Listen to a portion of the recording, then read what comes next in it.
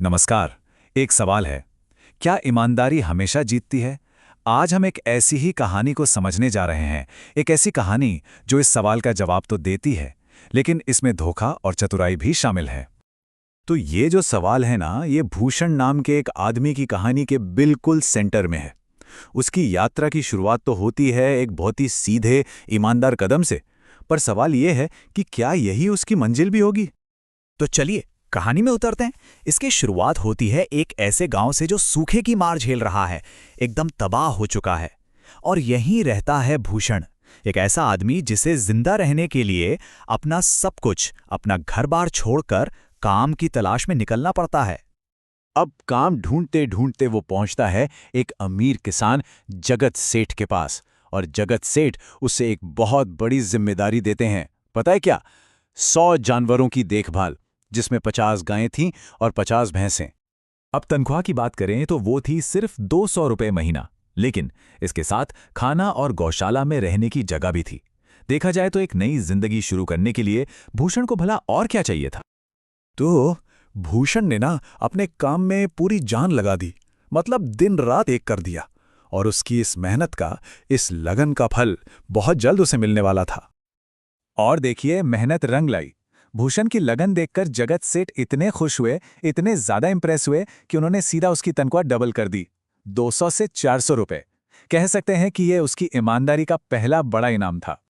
अब देखिए, सालों बीत गए। अपनी कड़ी मेहनत और पाई पाई जोड़कर भूषण ने कुल 5,800 रुपए जमा कर लिए। ये सिर्फ पैसे नहीं थे, ये उसके सालों के त्याग और पसीने की कमाई थी। पर होता है ना, जब पैसा आता है तो एक नई चिंता भी साथ लाता है। भूषण तो दिन भर काम पर रहता था, और उसे अब ये डर सताने लगा था कि घर पर रखी उसकी जिंदगी भर की कमाई कहीं चोरी न हो जाए। तो इस चिंता को लेकर वो पहुंचा अपने मालिक जगत सेठ के पास। अब सेठ ने उसे एक सलाह दी। उन्होंने कहा कि वो अपने पैसे गांव के सबसे इज्जतदार आदमी, यानी वहां के जमींदार के पास अमानत के तौर पर रख दे।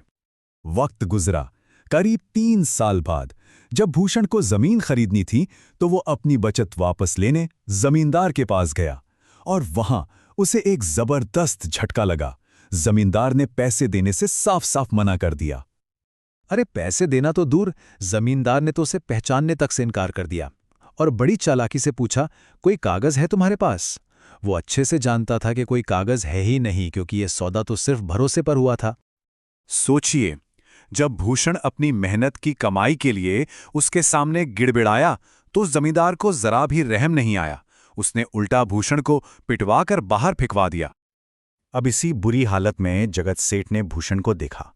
उन्हें अपनी ही सलाह पर बहुत पछतावा हुआ, और तब उन्होंने फैसला किया कि वो सिर्फ भूषण के पैसे वापस नहीं लाएंगे, बल्कि उस लालची जमींदार को एक ऐसा सबक सिखाएंगे जो वो जिंदगी भर याद रखेगा। और इसके लिए उन्होंने एक जबरदस्त प्लान बनाया। प्लान बहुत ही सिंपल था, लेकिन उतना ही जीनियस। इसकी नींव रखी गई थी जमींदार के अपने लालच पर। मतलब उसे पकड़ने के लिए उसी के लालच को चारे की तरह इस्तेमाल करना था। और यहीं पर पूरा जाल बिछाया गया था। जरा सोचिए, एक तरफ 50,000 का बड़ा इनाम, और दूसरी तरफ 5,800 रुपए। जमींदार के लिए ये छोटी रकम कुछ भी नहीं थी। सेठ का भरोसा जीतने के लिए उसे ये तो लौटाने ही पड़ते। तो अब वक्त आ गया था उस प्लान को एक्शन में लाने का। अब पता चलने वाला था कि ईमानदारी का सच्चा फल क्या होता है। 50,000 रुपयों की चमक ने ना जमींदार को एकदम अंधा कर दिया था। उसने फौरन यू टर्न लिया, झूठी माफी मांगते हुए भूषण के पैसे लौटा दिए। उसके दिमाग में तो बस यही चल रहा था कि अब ये बड़ा खजाना उसका होने वाला है। और बस जैसे ही जमींदार ने उस बड़े इनाम की तरफ हाथ बढ़ाया, जाल कस गया।